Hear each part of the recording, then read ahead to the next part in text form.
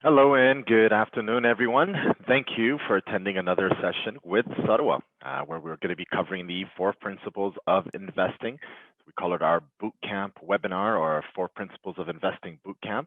My name is Eamon Gebre. I'm the head of wealth advisor here at Sarwa. I'm a recent member of the family. I just joined them in October of last year, but much of my time here in the region working for HSBC and did a bit of consulting as well, and spent another further 10 years working for a bank called TD Canada Trust in Canada.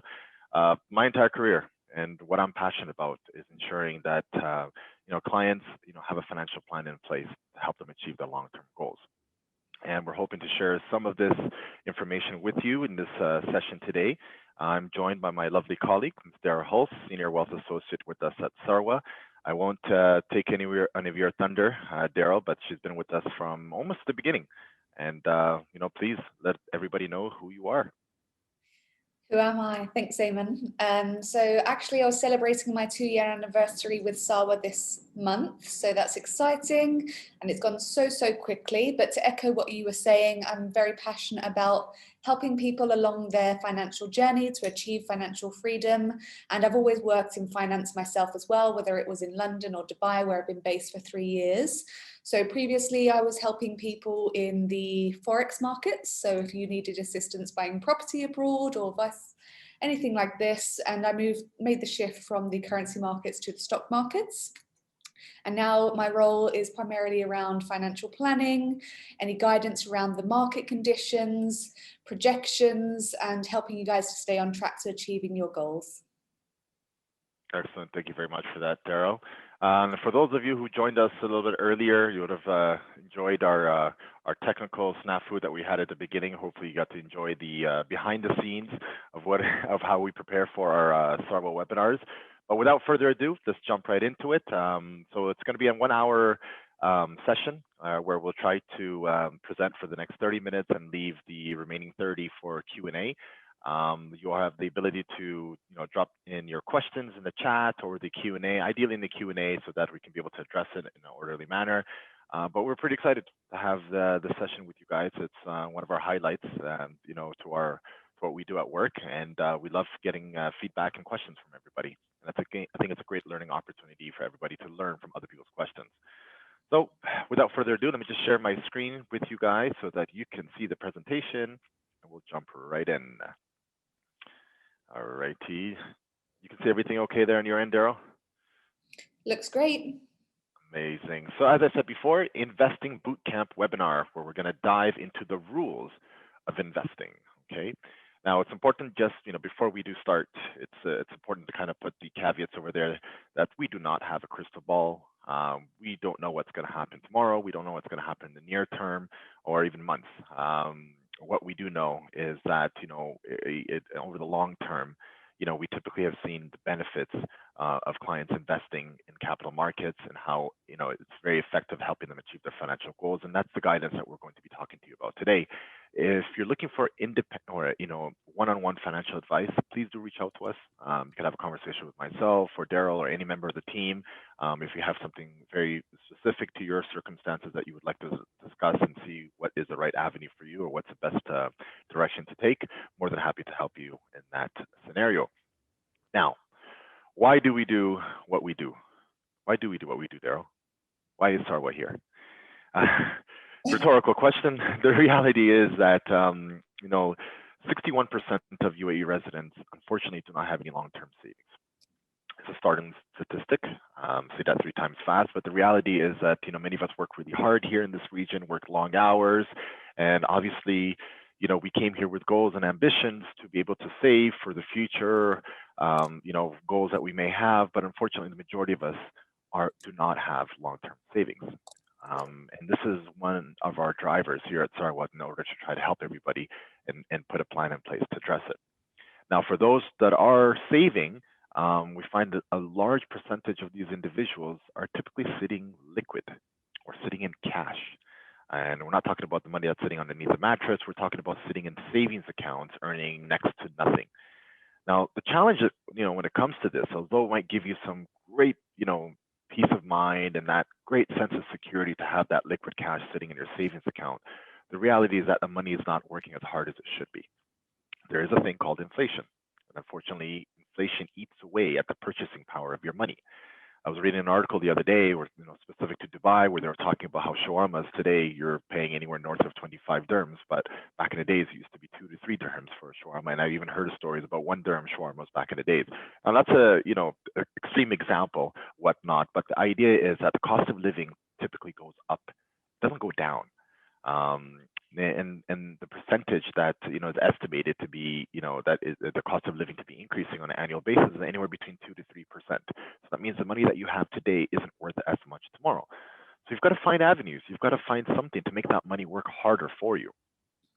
Now, there are some guidances. There are some guidelines as to how you can kind of structure yourself, to best benefit from the investment opportunities that are available out there, and that is making a budget. We have this little rule that we like to follow. It's called the 50-30-20 rule. And the idea is, if you look at your monthly income, whatever source that might be, whether it be salaried or self-employed or whatever source it might be, there's guidance to suggest that you should try to limit your fixed expenses, such as housing, or maybe your transport costs, or maybe groceries, to a certain extent, education costs, to be no greater than 50% of your gross monthly income. Okay, so it's not a target that you want to make sure it's 50% of your monthly income. No, you want a target to have it lower than 50%. Now, the next slot, or the next 30%, is ideally catered towards your discretionary expenses. And we're talking about the entertainment, clothes shopping, home shopping, Netflix subscriptions, phone subscriptions, whatever it might be. It's ideal to try to limit this to be no greater than 30% of your monthly income. The remaining 20%, that's the sweet spot. This is where you can start investing for your future you. And depending on your current circumstances of whether you have debt or whether you don't have emergency savings, there might be advice to try to build up an emergency savings, in case there's a rainy day, maybe income interruption, or maybe if you have some unsecured debt, maybe we should start tackling that first. But if you have these two items under control, it's a great opportunity to try to put 20% of your monthly savings towards some sort of long-term plan. Now, to just expand on the 50-30-20 rule, going back to that 20% emergency savings, I can't understate or overstate, the importance of an emergency fund.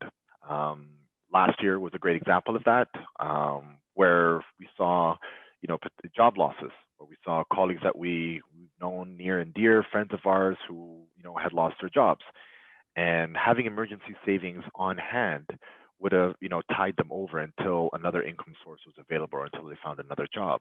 And an additional reason as to why emergency savings are very important is that, let's just say there's a scenario where the markets are down during that period of time, as they were last year, around March of last year, and April and May and June.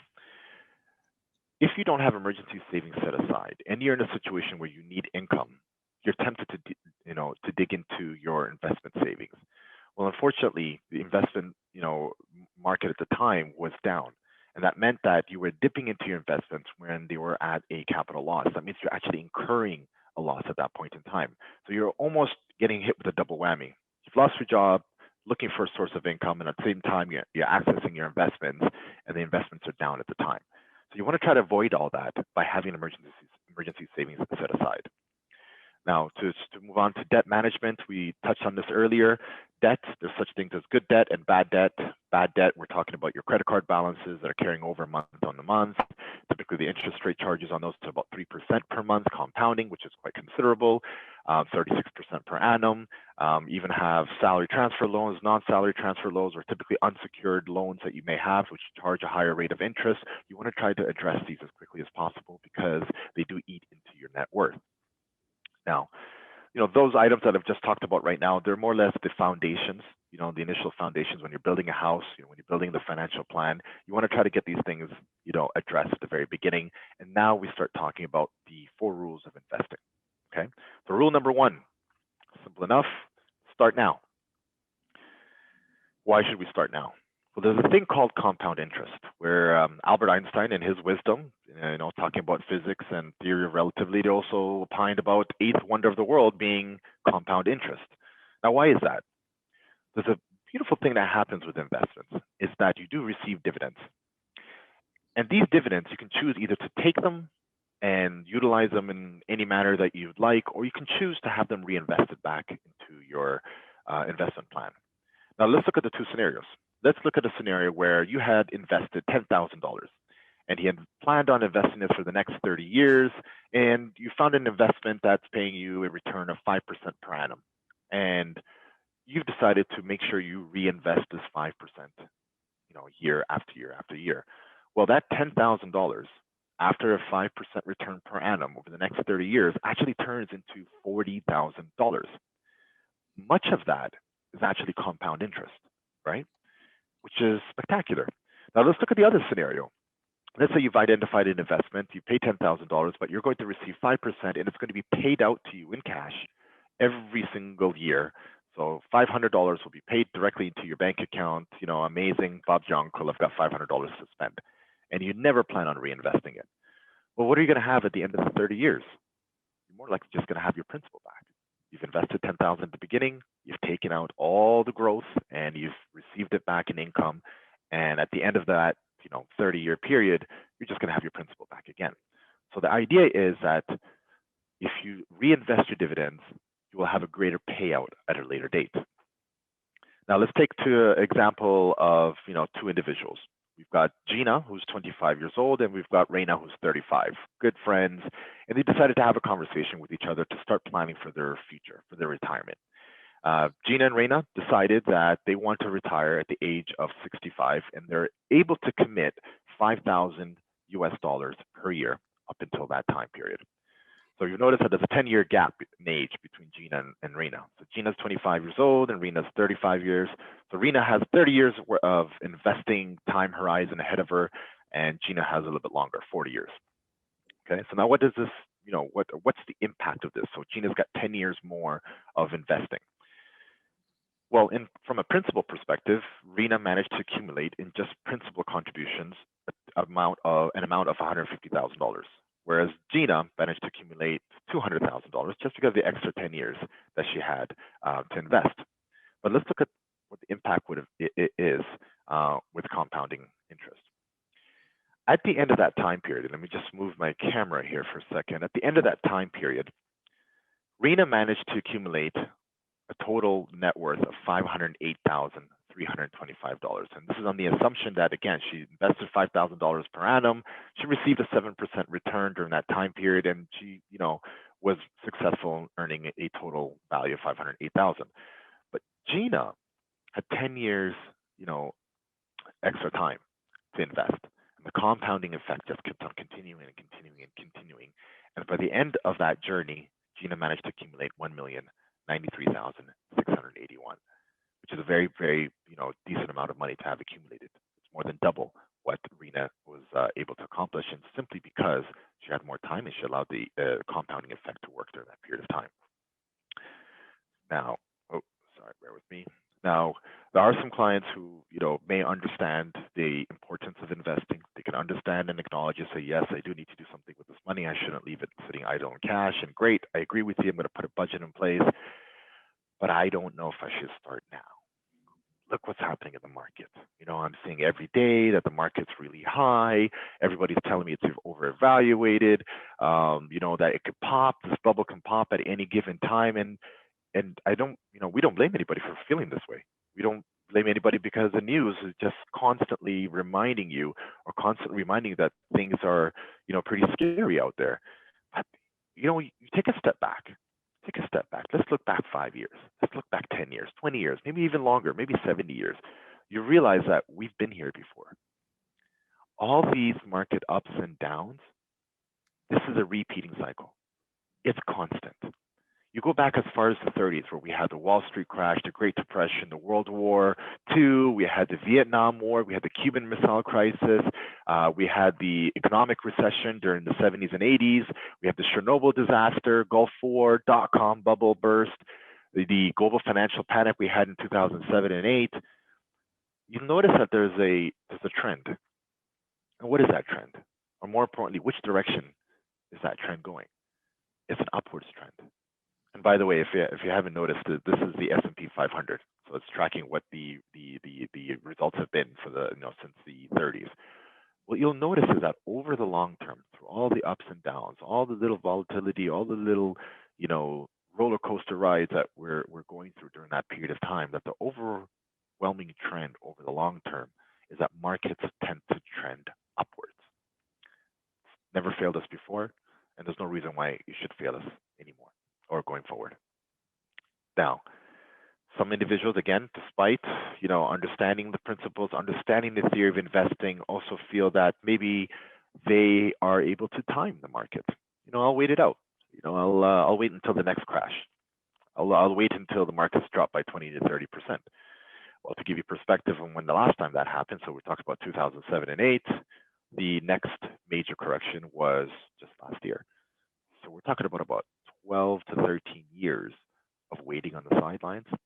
Well, during those 12 to 13 years, considerable wealth was built for individuals who had stayed invested. And to give you an example of this, we have again $10,000. We like to use this number because it's very easy to remember. But $10,000 was invested in 1990, and was invested for a period of 30 years. Okay. Now, this is meant to show you an example of somebody who's tried to time the market versus somebody who actually stayed in the market during all the ups and downs over that 30-year period. Okay. So bar number one, where it shows you in some green, it says 68,000. This is what the person was able to accrue, or this is what the person was able to be rewarded with had they stayed invested during that 30-year period. So invested, again, $10,000 in 1990 at the very beginning, and through all the corrections, whatnot, they stayed invested. They didn't redeem. They never exited from the market. They enjoyed the dividends, and and they reinvested it, and they kept going, and they enjoyed a market performance of 68,000 total. Now let's look at a scenario where an individual had invested $10,000 at that period of time, but they exited right before the major crash that happened during the 90s. Now this individual tried to time the market, and they jumped back in, and they only missed the initial period, right? As you can imagine, we've got the chart, it's going up like this, and all of a sudden the chart goes down like this, and this person magically timed it perfectly as they exited the market. And as it started going back up, they only missed the initial 5%, just that initial 5% flip, which sometimes happens in a matter of days. But in this case, it happened over a period of 26 days during that time period. If they just missed that 5%, they lost out in close to $7,000 in performance. Now, 5%, I mean, it happens in a flash. It can happen in a matter of a few days. But let's just say you missed the first 10% recovery in the market. Well, that initial 10% that you've missed means that your market value by the end of that journey will be $55,600. The situation gets worse the more time that you miss. An example of 15 days, which really actually works out to be just about 90 days during that example, where if you've missed the first 90 days of the market returning, or on a bull market run, then you've basically lost out on considerable gains during that time period. So guess what, in summary of what I was trying to say about this section itself of, rule number one about starting now, the idea is, put a budget in place, start sooner than later. It's about time in the market versus timing the market. There's no such thing as a perfect time than now, okay? And on that note, I'm gonna hand it over to Daryl, who's gonna talk about diversification. Yes, thank you so much. But just before I jump into our rule number 2, obviously the market timing slide is quite in depth, and it does focus on market movement primarily. But we also have to keep in mind, and this is also something that's missed almost by a lot of people that we deal with at SAWA, is the dividends opportunity cost. Because as Eamon said, when we're trying to time the market, we have to get it right twice. We have to know exactly the right time of when to sell our investments at the top, and then exactly the right time of when to buy back in at the bottom of the market. But let's say you had been investing with us already or anywhere else throughout 2019 and 2020. You've taken advantage of all of those low buying opportunities that were presented throughout those years. And now markets are trading at all-time highs. You're thinking, I'm going to cash out. All that's going to happen is that you're going to miss out on potential income streams from the dividends that you bought at those lower prices because you're able to buy more shares at that time. So it's something that to be aware of. Not only could you miss out very easily on a sudden market move that happens within a day or two, but also that dividend opportunity cost as well. No, I agree. So from my side, it's very important not to just pick stocks, but to diversify, and here's why. As Harry Markovich, who is a famous economist, once said, diversification is the only free lunch in finance. As we'll see from the next slide, this is because it allows you to reduce your risk without having to compromise on returns. So what we're seeing here, everyone, is a table of a number of different asset classes and their performance all the way from 2014 through to 2019. So for those of you with me this evening that don't know what an asset class is, very simply, it's a group of financial instruments which have similar characteristics. So this might be stocks or bonds, real estate, commodities, all of the things that we're familiar with. So if we focus on just the top line, we'll see that almost every year the top performer changes. And if we take just one example, let's take emerging markets, which is the navy rectangle. And we said, right, emerging markets, I'm predicting they're going to do fantastic in 2017. I'm going to put all of the money that I have into that one asset class. Luckily for you, they did as you expected, and you ended up with very positive returns of over 37%. But the issue that we have is that unless you know exactly what's going to happen in the markets next and where they're going to go, you can very easily find yourself at the back of the pack, as we see in the following year in 2018, emerging markets actually performed negatively. So guys, what we want to avoid doing is limiting ourselves to any one kind of asset class or stock, and instead spread our money across everywhere to give ourselves exposure to opportunities that may present in the future as well. So when we're talking about how to diversify effectively, we want to make sure firstly that we're spreading our money, as I said, across many different types of asset classes. So don't just limit yourself to stocks or bonds or real estate, have a bit of everything. And you also want to diversify within asset classes. So if stocks is your largest shareholding, don't just put everything into Tesla, which is very hyped at the moment, but you want to incorporate hundreds, if not thousands, of underlying companies as well. And then another common theme that we see is that people often invest only in their home country or the US, because it might be markets that they're familiar with, they understand how it works, but then again, you could miss out on opportunities elsewhere. So we want to consider developed emerging markets and so forth. Now, one of the easiest ways to diversify is through ETFs. Exchange traded funds. As you'll see here, an ETF is essentially a basket of securities all bundled up into one product. So you can buy a basket of stocks or bonds, and this allows you to buy fractional shares rather than whole shares. So it allows you to diversify at a very low cost, and rather than going out and buying, I don't know, the top 4 or 5 companies that we all know, our Google, our Microsoft, our Amazon, Netflix, you know, these types of firms, which can quickly become very, very expensive into the tens of thousands of dollars and only gives you exposure to those 4 or 5 names. An ETF will actually have thousands of underlying companies within it. A couple of examples you're seeing here being VTI and IEFA are 2 ETFs that we use here at SAWA. And you can see that it incorporates a number of different industries. So you have the financial, healthcare, tech, consumer staples, and on the right, all of the different countries built within it as well. So you really are getting that very broad exposure.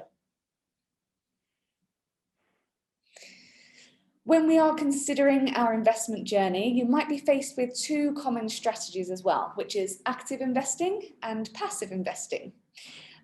Typically, active is a more traditional approach. It's been around for far longer than passive investing.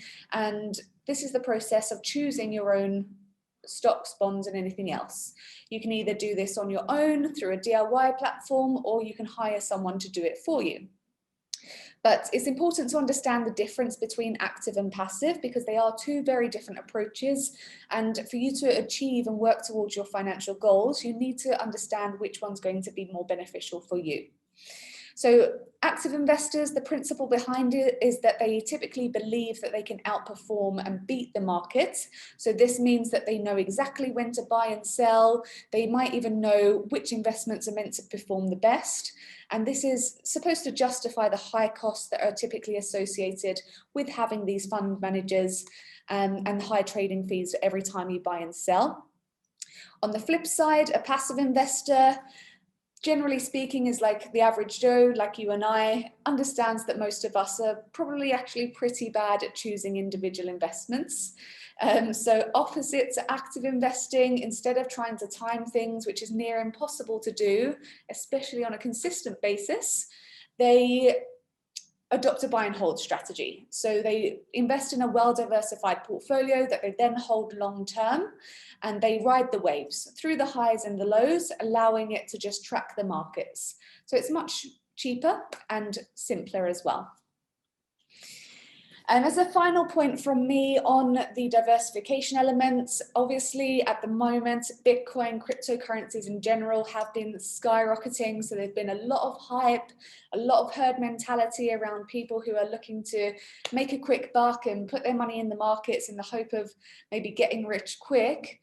But again, this is a very, very speculative asset class. It's very new still. So I just wanted to take the opportunity to highlight to you all this evening that before you consider investing into Bitcoin, there's a few things that you should consider beforehand. So firstly, cryptocurrencies are very high risk and they are extremely volatile. If we look back historically, the value of cryptos goes through extreme ups and downs. In 2017, the value of Bitcoin swung between $900 all the way up to almost 20,000. And then it plummeted and took almost 2 years to recover. So it's also a 24-hour market, so you need to be trading around the clock, buying and selling, keeping on top of it. It takes up a lot of time. And secondly, there are lots of unknowns still in this market that need to be ironed out, because a few of us understand how cryptocurrencies actually work. I mean, we don't even know who the founder of Bitcoin is. So relatively speaking, only a few people in the world understand the system and how to operate it. And we have to be a bit careful because ignorance can make us vulnerable. As a final point, cryptocurrencies also do have an unproven rate of return. So remember, guys, that essentially it's like gambling because it's exchanged P2P, peer-to-peer. There's no banks or regulators involved, and there's no historical pattern to the rise and fall. We can't predict or calculate returns in the same way that we can try to with stocks, you know, using technical elements. So again, extremely, extremely speculative. Now, I'm not saying by any means that you shouldn't invest in Bitcoin or cryptos. It's got great potential. All I'm saying is answer these questions before you put all of your wealth into Bitcoin. So you want to be considering, am I out of debt? Do I have an emergency fund that I can fall back on if things don't work out as well as I hope? Do I already invest in a well-diversified portfolio, which is 100 more times secure than the crypto market? If the answer to all of these questions is yes, then by all means, go away, make the choice to invest and have a play around with cryptos. But we strongly, strongly recommend that you do it with a smaller percentage of your wealth. As a general rule of thumb and guidance, not just from us, but from many different institutions and economists around the world, they'll typically say that you should use between 5 to 10% of what you have available to invest in these more high-risk options. Ultimately, if it goes well, amazing, pocket it and enjoy it. But if it doesn't, it's not going to hurt you too much. So we warn you, when you invest in these kind of asset classes, be prepared to say goodbye to your money. The reality is that building wealth is typically slow and steady. So we don't want you to put everything you have on the line and jeopardize potentially your financial future. Hopefully at some point we will see that cryptos will become legitimate and widely used, but for now the final takeaway is to be smart and stay safe. Amazing. Thank you very much for that, Daryl. It's funny, there's a lot of parallels with the recommendation about capping 5 to 10% of your net worth into something that's very volatile, because it's the same advice that's given for commodities like gold and silver and palladium and whatnot, just due to the nature of their volatility. And here you have another asset class that's relatively new one, which is even more volatile. So it's interesting to see where this is going to be classified. It's still relatively early days when it comes to classifying Bitcoin. Where does it fall in? What's on what level of rating of risk is it under? So time will tell, but I don't think it's something that's going to be going away. I think it's something that's going to be interesting to keep an eye out on, but I definitely heed those warnings. Just make sure that you invest up to your appetite and up to a certain percentage of your portfolio. Definitely. I want to talk about costs for a bit, and this is brings us on to our rule number 3. And it's something that, again, it's one of the drivers here at Sarwa, where we are very, we're very transparent as far as the cost structure of our products, but we also try to highlight the cost structure of other products that there are in the market. And I know you're quite passionate about this as well, Daryl. Over the years, I have, heard that you were quite rigorous when it comes to analyzing the cost of clients' investment plans, and high fees do erode your returns. There's no question about it. And it's important to ask very poignant questions about, what are you paying, right? Now, it goes without saying that when you're investing, there is a broker or an asset manager who is providing you the facility or the services to allow you to invest, whether it be a trading platform or whether it be a bank or whether it be an independent financial advisor. They need to be compensated for the services that they're providing you, and that's okay. That's absolutely normal. But it's not normal to not ask what those costs are, because if you don't, you might be entering into an agreement that might cost you dearly.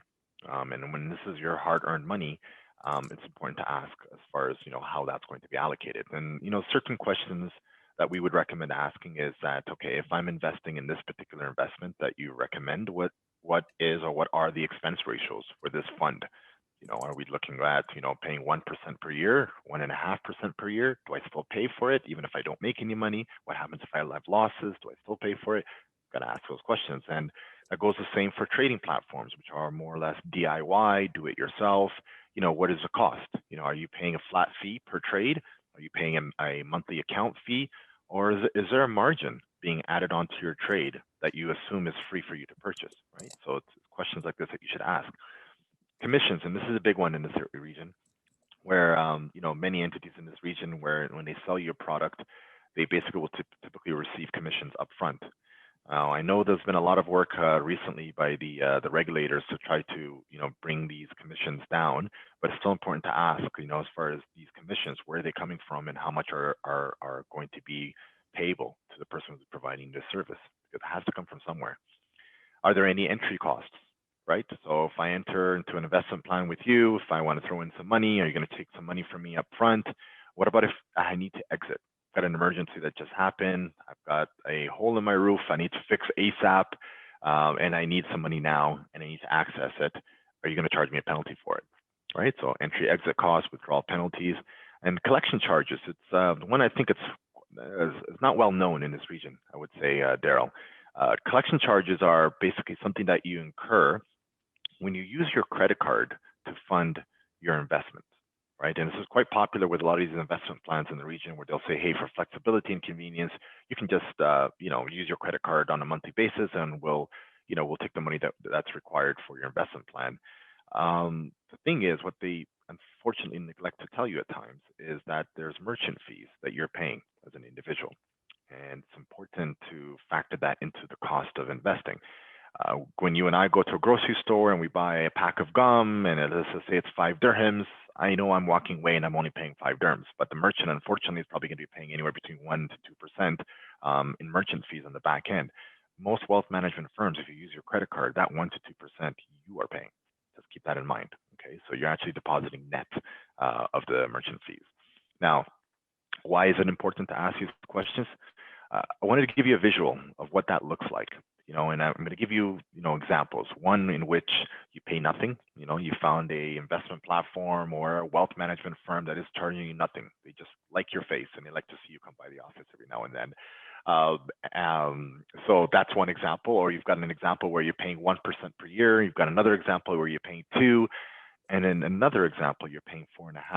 And I know some of the people on the panel today are going to say, why would I ever agree to paying 4.5%? These products do exist. And funny enough, this 4.5% is post regulatory changes in the region. It needs to actually be much higher. So let's go to the example. Graph on the left, you invest $10,000. Again, over a period of time, you've accumulated or you've grown your portfolio to be $76,000. Great. You don't have to pay anybody for the services. You've done a great job, no trading fees, etc. All that money is yours. Now let's look at scenario number 2.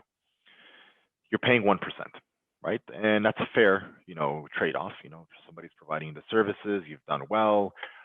That 1% over a lifetime equates to be $18,700, and you get to take home $57,500.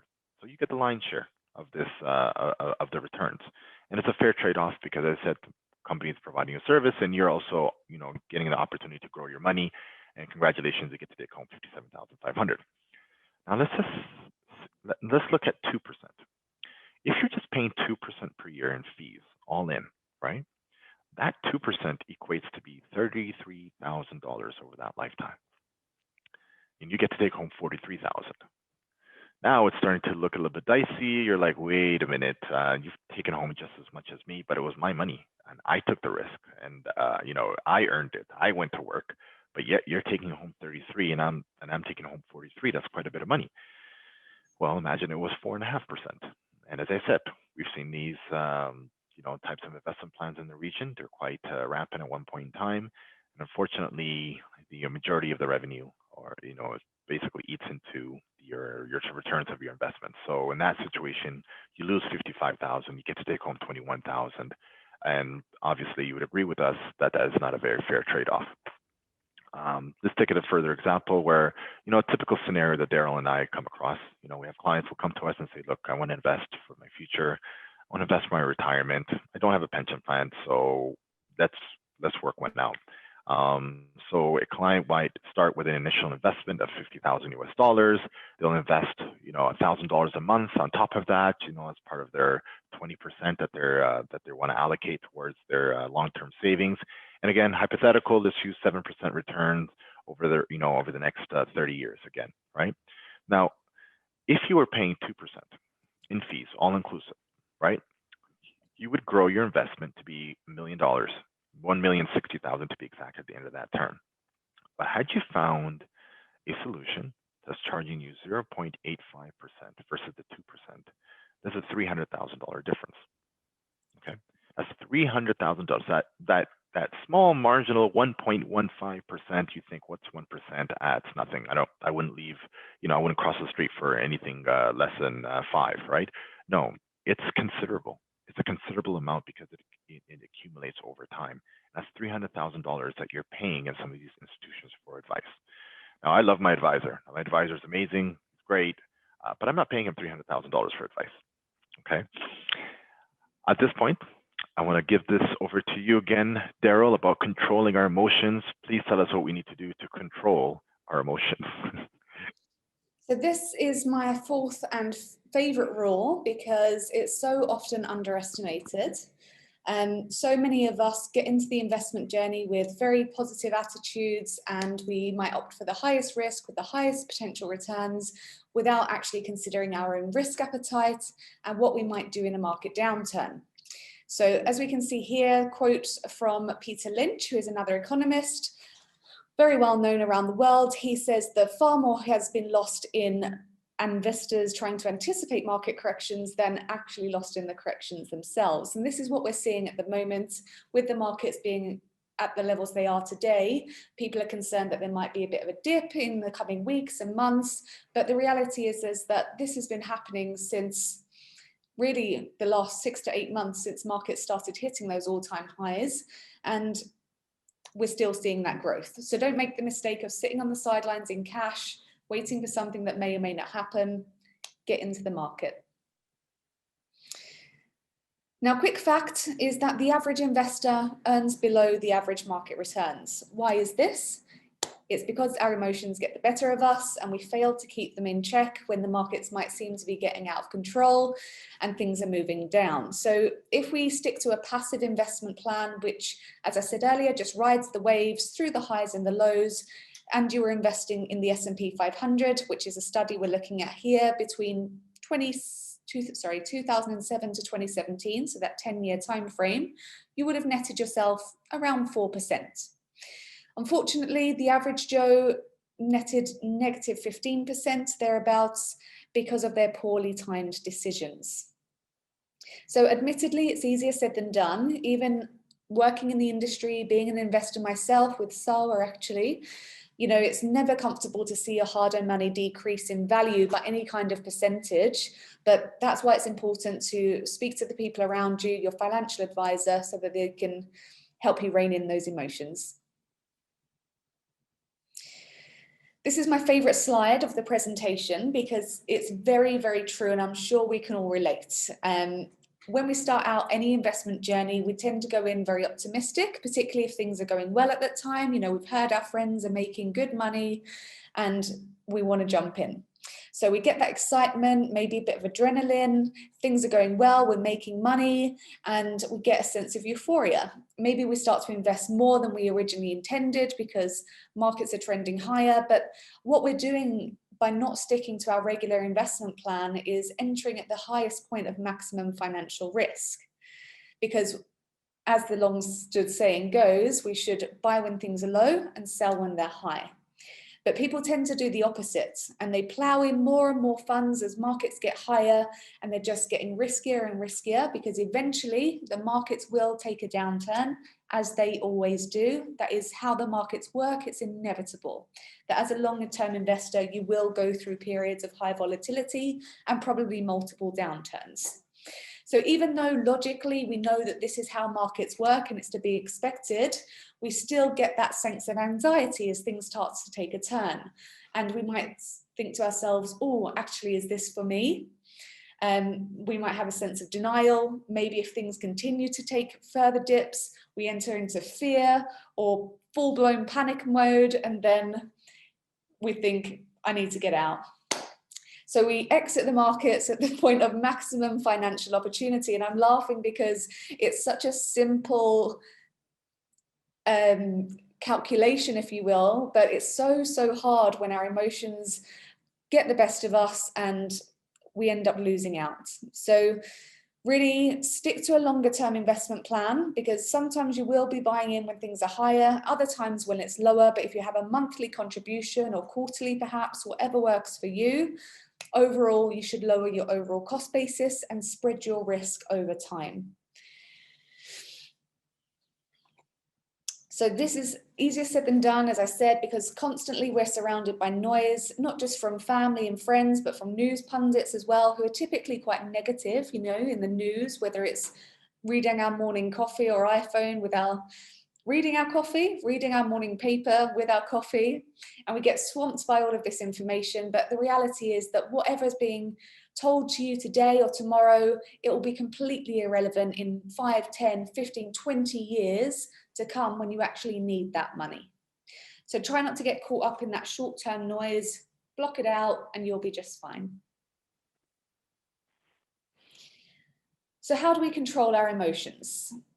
Well, firstly, it's really important not to take a sudden and rash decision that you may regret later on, because hindsight is a wonderful thing. Believe me, so many people tell me, Daryl, I shouldn't have done that. I've learnt my lesson, but it's a learning curve. It happens to the best of us.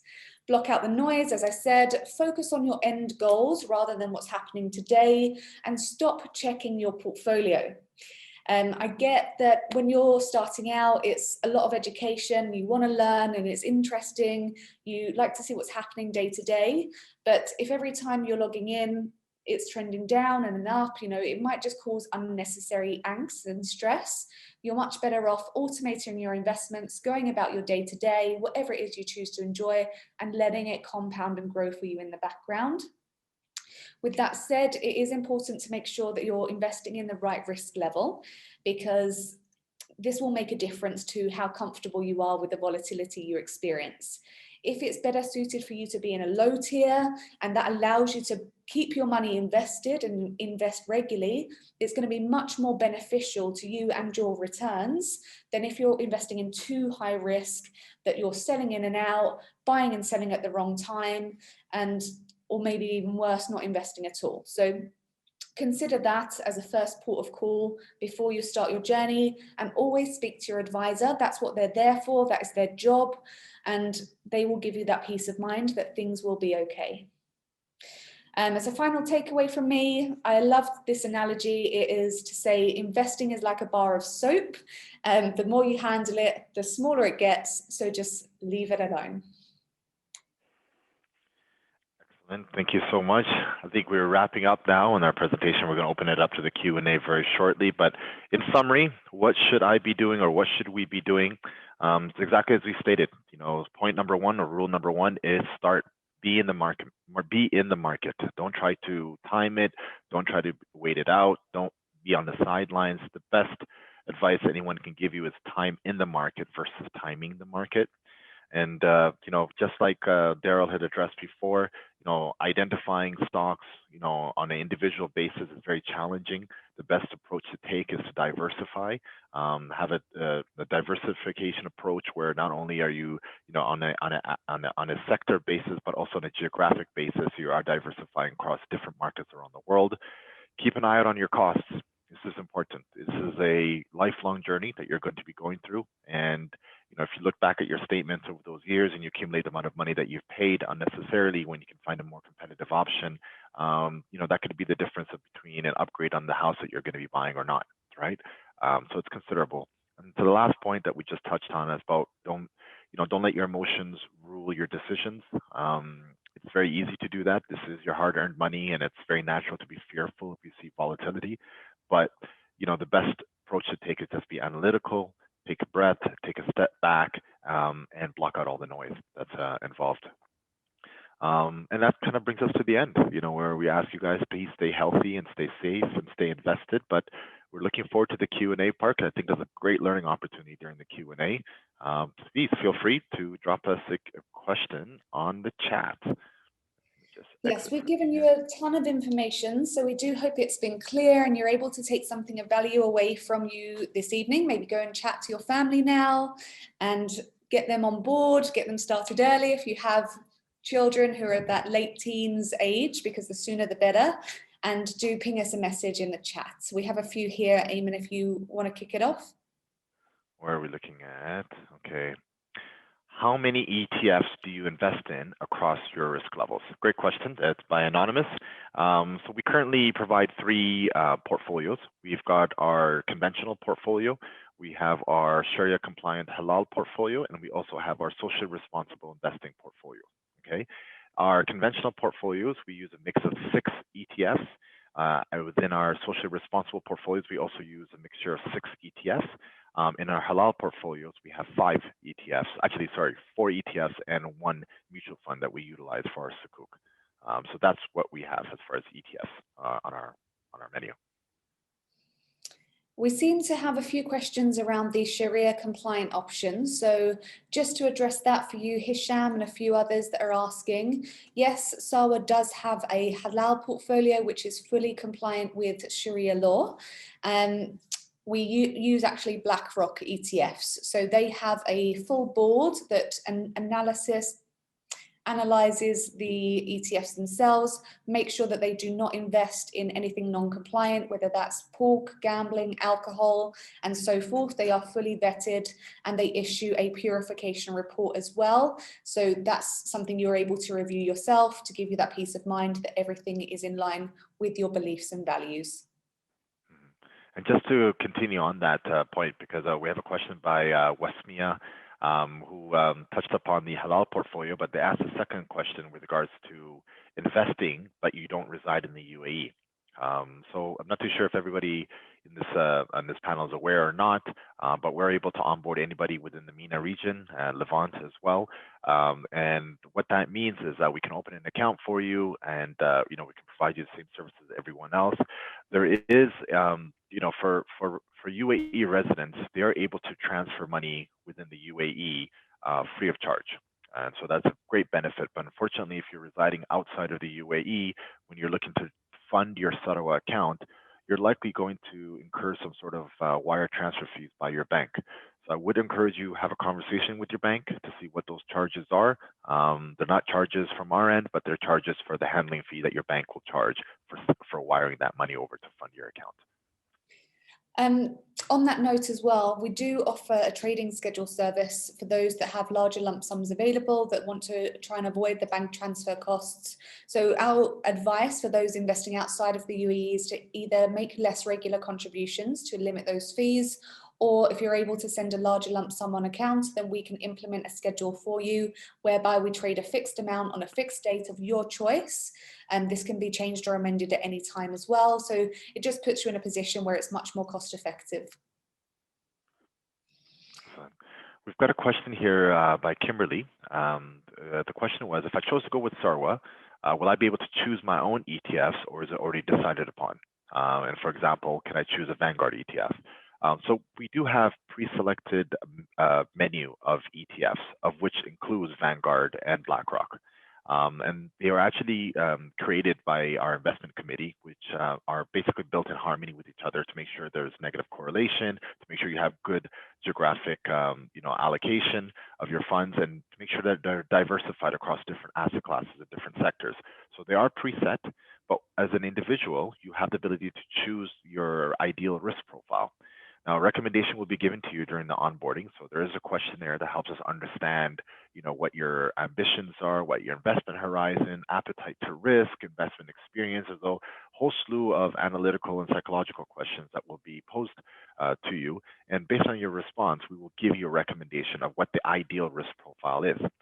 Now, you can either agree with it or you can disagree with it. It's your choice. We want to make sure that we do capture, I guess we want to capture actually your feelings at that point in time towards risk and your goals, and make the appropriate recommendation. But if your circumstances change, or if you have a different idea in mind, we could always accommodate the risk profile that you'd like.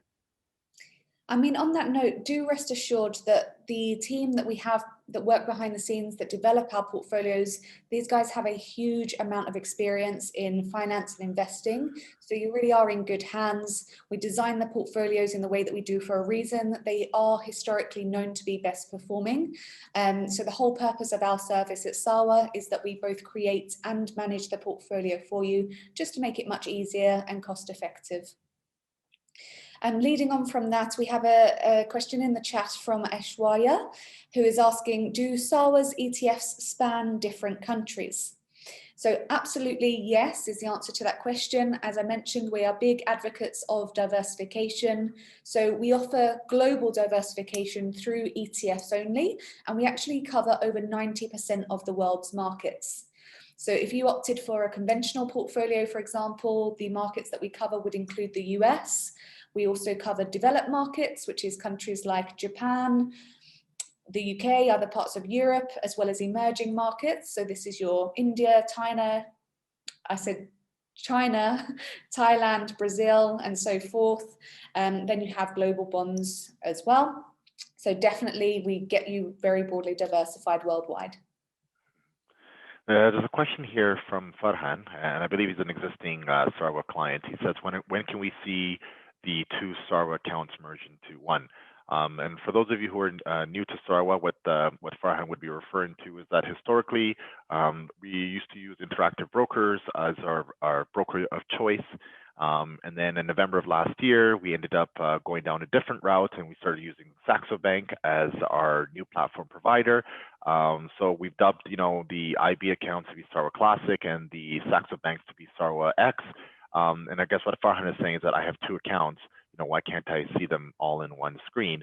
Well, Farhan, I don't know if you've logged in over the last few weeks. I'm trying to date it, Daryl. When was the upgrade that we just made recently, where you can actually see both accounts under one view? You have the drop-down field where you can choose to see Sarwa Classic. You have a drop-down field that allows you to see Sarwa X, and you have the drop-down field that allows you to see everything combined into one. So that's been an upgrade, and I think it's been at least a few weeks now, 3 weeks or so. Yeah, it hasn't been long. It's been a few weeks, yeah. Yeah, it's been a few weeks now. It's been upgraded. So hopefully you can log in, Farhan, and have a look on your profile, and you'll be able to see it. A couple of questions around how often we should be investing, what intervals can we add money, etc. So, and the amount to invest at the beginning. I'm just going to address all of these in one answer, if that's okay.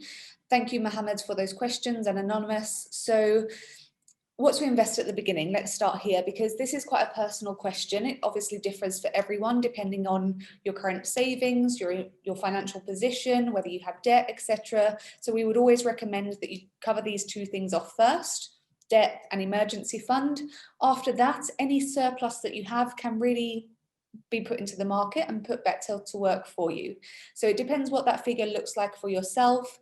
If you invest that all at once, that's typically what we would advise. As studies shown, investing immediately is better than staggering it over time. But from an emotional perspective, if you're not ready, maybe you're just starting out, to put everything you have in at once, then dollar cost average and split it into smaller amounts to invest over time. That leads on to the intervals in which you can add money. Again, there's no obligation for you to commit to monthly contributions with SAWA, although it is what we would recommend. You're able to invest as much or as regular as you wish. It's up to you. In the same way that you have the ability to withdraw any time as well, we don't have any lock-in periods, so there's no penalties associated with withdrawal. But of course, you don't want to be withdrawing unnecessarily, so don't leave yourself overstretched. You don't want to be dipping in and out where possible. There's a question here with regards to, it's by Anonymous. It's a lot of companies are coming into the robo-advisory space in the UAE. We've seen Wahed, WealthFace, Stashaway offering their products here.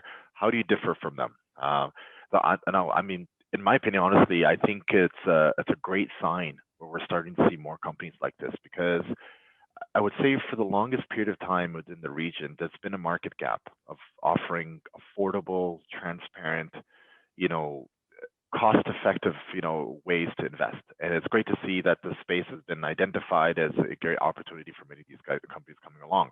Now, what I can say is, when it comes to Sarwan versus, Wahed Invest and Stashaway, we've been in the region much longer. I mean, we started 3 years ago. We have, intimate knowledge of the region itself. I think our service team and our products, speak for themselves. Also from a cost perspective, I think that we're much more competitive. And it's something that we'd love to have a conversation with you. Please, come approach either one of us, or, chat with anybody on our team. We would love to go into more details, but we're very confident in what we do. And I think we're going to be doing quite well, if that makes sense. So we've got a ton of questions here. I'm just trying to read through them to make sure that I'm not repeating ourselves. There's a few about why SAWA only use ETFs and whether we invest in single stocks and crypto. So just to make it very clear, SAWA is a robo-advisor. So we are a passive investment firm, which is why we use ETFs only, at least at this stage. That's not to say that eventually we might expand into offering more active types of investments and single stocks. We know that there is a demand from our existing users for that add-on. It also makes sense from a business perspective, but to keep everything under one hat and manage things in one place, we do understand. For now, because we are passionate about passive investing, and there's so many studies out there which show it typically outperforms active in the long run anyway, we just need to make sure that people are having the right blend between the active and passive portfolio. There's a question here by Cornelius where he's asked what the ROI is expected for an investment of $500, and also, are you expected to invest one time, or are you expected to invest monthly? Well, Cornelius, so I'll start with the minimum investment amount. So the minimum investment amount is $500, and that's a one-time investment amount. Anything subsequent to that, it's really up to your choice. It's not a contractual plan. There's no minimum, contribution amount expected going forward. It's just the initial investment amount is $500, but post that, it's completely open to decide how much or how little you'd like to invest, and also on what schedule. Whether you'd like to do it on a regular basis or on an ad hoc basis, it's completely open up for you. Now, with regards to as far as the ROI, we do update the returns on our website. So if you just if you just go directly to www.sarwa.co, and you'll be able to see the historical returns for all of our portfolios. Okay, who's up next? I'm seeing a lot of repeat questions, so that's why I'm just trying to filter through them. Question from Anonymous, just a quick one, asking, will you be adding Vanguard ETFs? They are the best performing so far. you'll be happy to know that Vanguard and BlackRock are the only ETFs that we use. So they are the world's 2 top asset managers, and we do agree that they offer some of the best performing funds. I've got a question here by Hassan. Oh, it just disappeared. There we go. Is it possible to invest with Sarwa even though you don't live in the UAE? Yes, it just has to be within the MENA Levant region. We can onboard clients within this region. Outside these regions, we're not able to onboard any clients.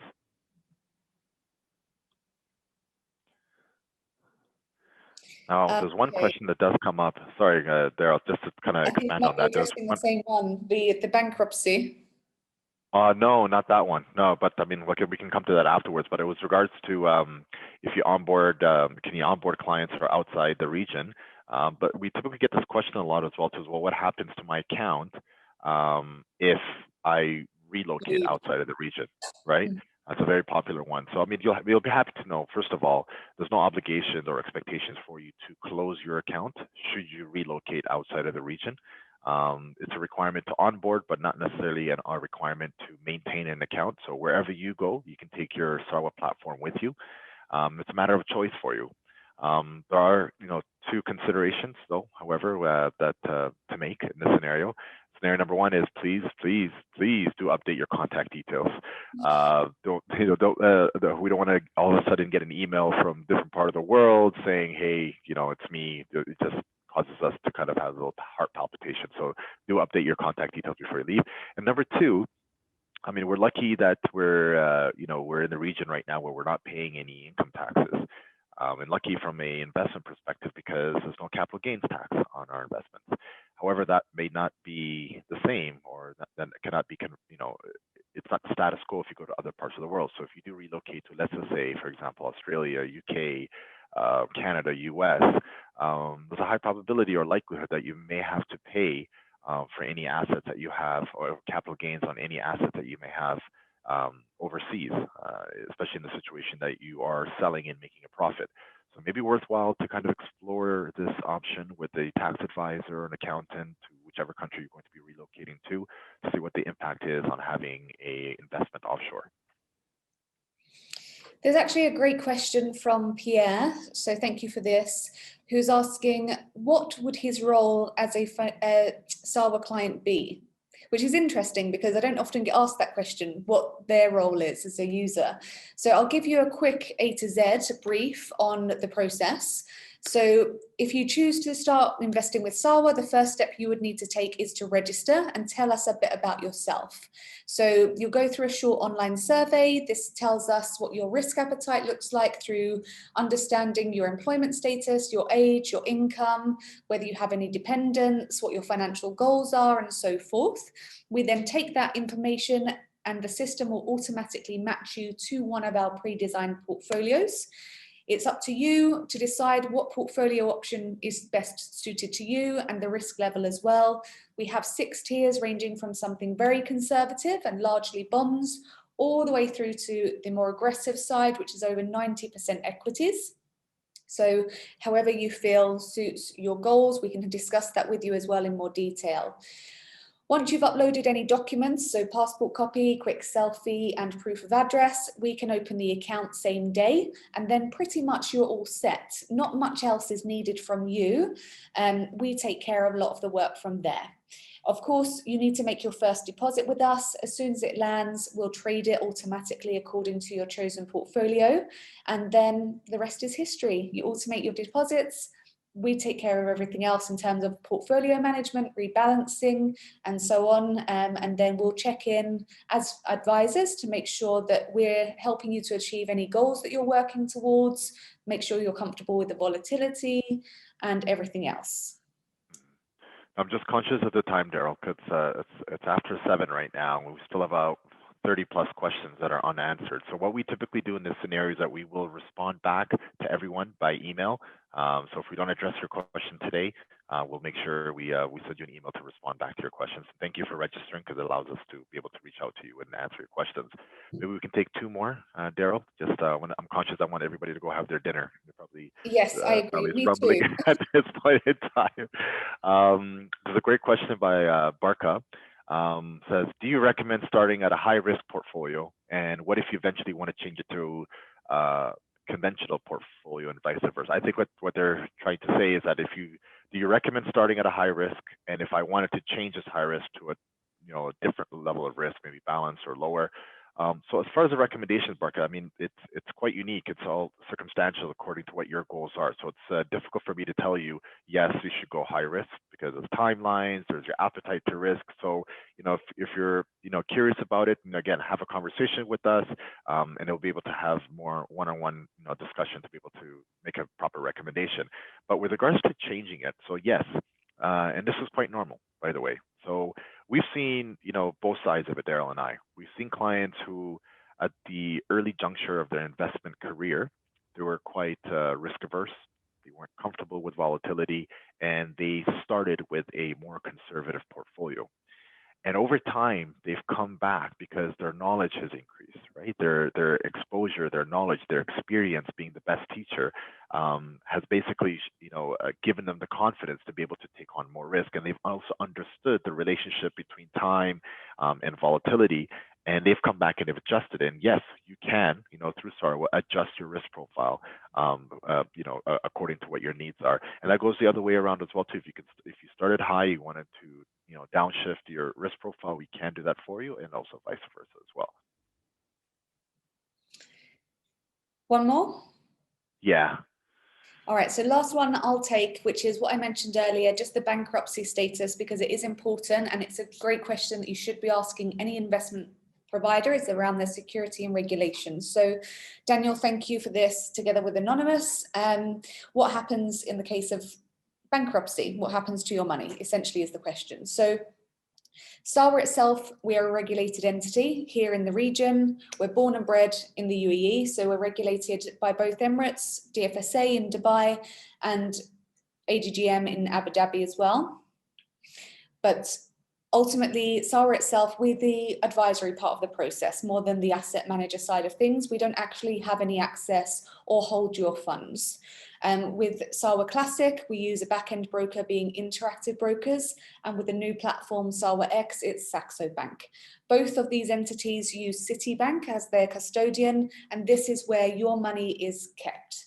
So it's kept in a segregated client account, meaning it's separate from any business funds and protected. We don't have any access to withdraw. Even in the event of bankruptcy, the regulator would step in to return these monies back to you as quickly as possible. And then just to take it a level higher, some of the brokerages that we work with are multi-billion-dollar businesses, so they're very well established, also regulated by some of the world's top-tier regulators in the US and in Europe. So you're protected on all sides. Excellent. I think that about wraps it up today, Daryl. Thank you, everybody.